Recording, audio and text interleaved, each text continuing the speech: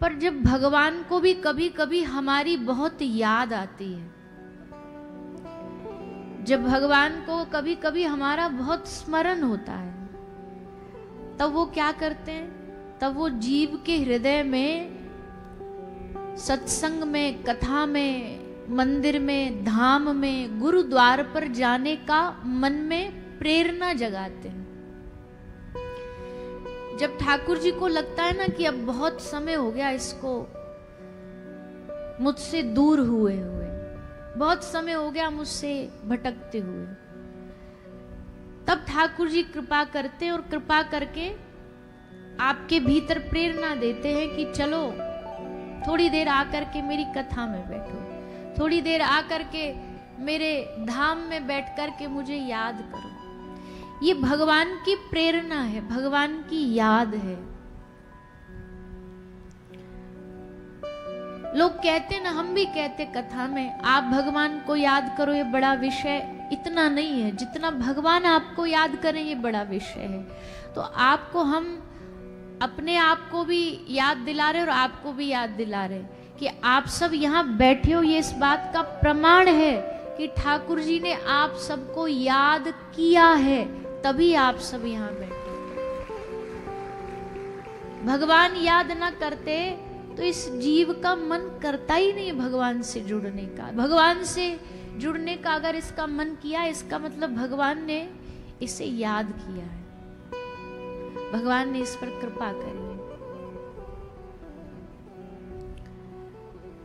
भगवान की स्मृति हो जाना, उनके चरणों में आकर के बैठ जाना, उनकी कथा में रस आना, उनकी कथा, उनका नाम ऐसा बन जाए जीवन में कि उसके बगैर चैन नहीं आए।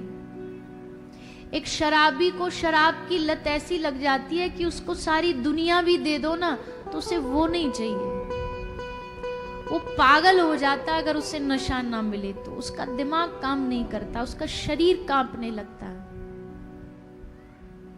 वैसे ही भगवत अनुग्रह से, भगवत कृपा से जब किसी भक्त वैष्णव को इस प्रकार की ललक लगती है, इस प्रकार की लालसा, कृष्ण दर्शन लालसा, भागवत का परिणाम क्या है, भागवत का फल क्या है? भैया भागवत का फल यह कि 7 दिन जब हम आपको कथा सुनाए ना, तो 7वें दिन आते आते आते आते तक आपका हृदय, आपका कंठ अवरुद्ध हो जाए, नैन भीग जाए। और किस बात के लिए? इस बात के लिए नहीं कि आपको संसार में कोई दुख है, इस बात के लिए नहीं कि आपके पास धन की कमी है, आपका हृदय इस बात से रोए कि मेरा कितना सारा जीवन भगवान के बिना बीत गया, मेरे कितने श्वास भगवान के नाम के बगैर बीत गए, मेरा कितना सारा जीवन भगवान के बिना बीत गया।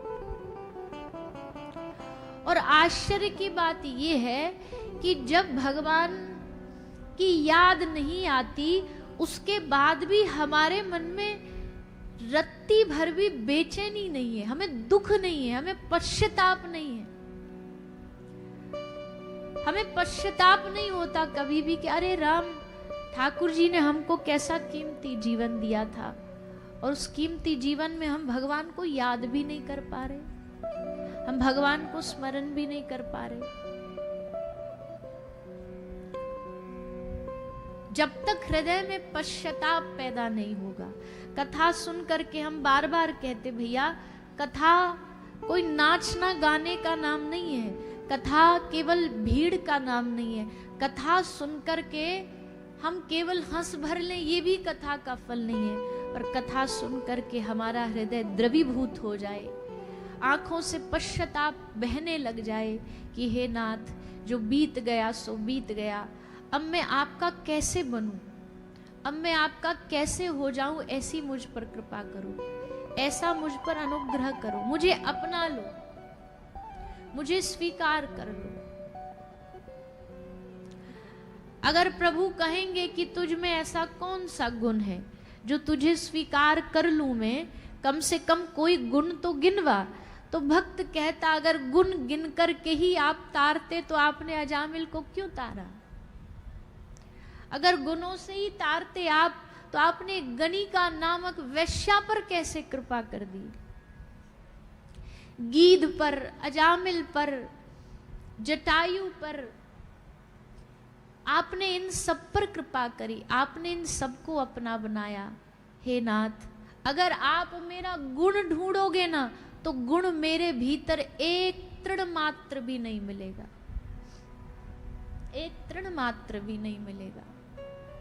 लेकिन प्रभु जी भले बुरे सब तेरे, हम जैसे हैं आपके हैं, हमारा मन आपका है, हमारा अवगुण भी आपका है। जब आप किसी को कहते हो ना मैं तेरा हूं, तो मैं तेरा में हूं में दोनों आ जाता है, गुण भी उसके हैं, अवगुण भी उसके हैं, पाप भी उसका है, पुण्य भी उसका है। हाँ, हम क्या करते, हम अवगुण तो कह देते भगवान का है, पाप तो कह देते भगवान आप ही सब कराने वाले, पुण्य का हमें खुद को स्वयं को अभिमान हो जाता है। ऐसा नहीं, दोनों ही पक्ष में हमें भगवान के ऊपर छोड़ना पड़ेगा, दोनों ही पक्ष में हमें भगवान का होना पड़ेगा। और अभी तो हम भगवान के हुए नहीं हैं, अभी तो बस चंद घंटे भगवान के होते हैं। कभी एक दिन मन में भाव जाग गया, दूसरे दिन भाव खत्म हो गया, इतने होने में भी इतना आनंद है। सोचो जो पूर्ण रूपेण भगवान का बन जाता होगा उसका जीवन कितना आनंद में रहता होगा। मीराबाई के आनंद का कौन वर्णन कर सकता है? सूर बाबा के आनंद का कौन वर्णन कर सकता है? जिनके इशारे पर ठाकुर जी जब बुलाएं तब आ जाएं, जब देखो तो पीछे पीछे आगे आगे लकुटिया लेके सूरदास को चलाते थे कि सूर कहीं गड्ढे में न गिर जाए, सूर को कहीं कुछ लग ना जाए। इन भक्तों के जीवन में ठाकुर जी ने कितनी कृपा करी है। जो पूर्ण रूपेण उनका बन जाता होगा उसको ठाकुर जी कितना प्रेम करते होंगे, कितना दुलार करते होंगे। हम लोग पूर्ण रूपेण बने नहीं, फिर भी ठाकुर जी हम पर इतनी कृपा करते हैं, फिर भी हमें इतना प्रेम करते हैं, इतनी करुणा उनकी हम पर है, इतनी दया हम पर है। लेकिन जब पूरे उनके बन जाएंगे, जब पूर्ण रूपेण से जीवन उनमें ही लग जाएगा, तब भगवान की करुणा की धारा बहेगी, तब आनंद की धारा बहेगी, तब प्रेम की धारा बहेगी। बनना है उनका ये तो हम जानते हैं, पर फिर भी ये चंचल मन हमें लगने नहीं देता, भगवान से जुड़ने नहीं देता। दो पल भी अगर ये मन भगवान में अगर डूब के लग जाए ना तो पूरा जीवन हमारा भगवान से जोड़ा जा सकता है, पर एक क्षण भी ये मन भगवान से जुड़ने नहीं देता। अज्ञानता हावी हो जाती है, दुर्गुण हावी हो जाते हैं, पाप हावी हो जाते हैं, इच्छाएं हमें घेर लेती हैं, मन हमें घेर लेता है। पर भैया भक्त हार भी तो नहीं मानता, हार मान जाएगा तो भक्ति कैसी। दुर्गुण उसे हराएंगे, संसार की माया उसे हराएगी, वो बार बार हारेगा और हार करके फिर सद्गुरु शरण में, हार करके फिर भागवत जी की शरण में आके बैठेगा और कहेगा हे प्रभु जब तक आप मुझे पूरा अपना नहीं बना लोगे मैं इस दर पर आता रहूंगा, मैं सर झुकाता रहूंगा, मैं तुझसे मांगता रहूंगा कि मुझे स्वीकार कर लो, मुझे अपना लो, मुझे अपना बना लो। कभी कभी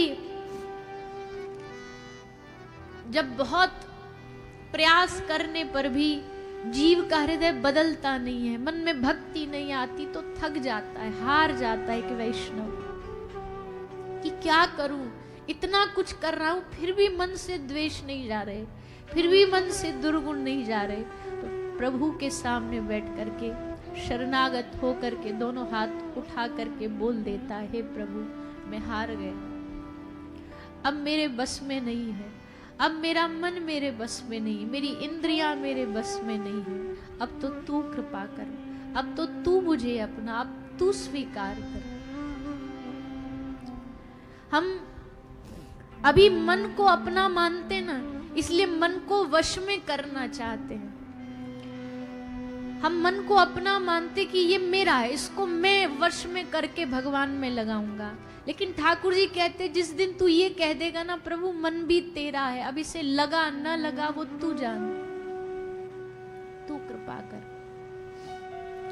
तब भगवान शायद हम पर रीझ करके कृपा